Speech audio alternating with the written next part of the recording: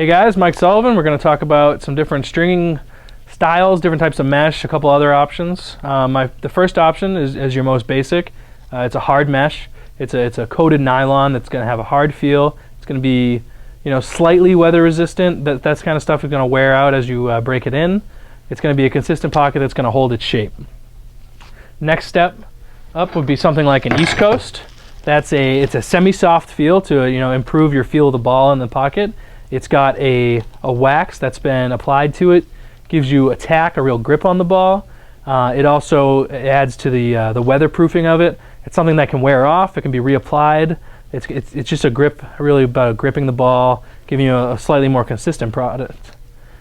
After that, we've got String King.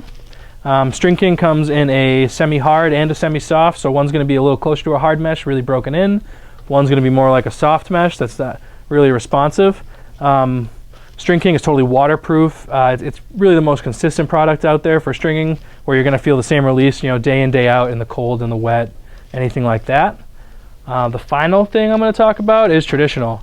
Traditional, to me, is the coolest looking, which is really what appeases a lot of people. They want to use it. You get the most feel out of anything. You can really feel where the ball is in your stick when it releases off the shooters, but it has the most maintenance. The break-in process is pretty tedious.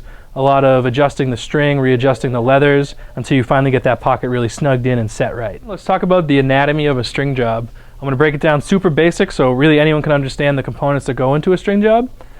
First thing with a mesh string job, the most obvious spot is the mesh. That's what creates your pocket. After that, you've got sidewall string. This yellow string right here goes down the top and the sides. That's what's going to attach all your mesh to the pocket. You can attach it in a million different ways to create different styles of pockets, and that's really up to you. The other part is going to be your shooting strings or your throw strings. These control the way the ball rolls out of the pocket or the way the ball gets really held in there. Everyone has their own preferences on these. There's really no right or wrong. It's just these are all the components you need.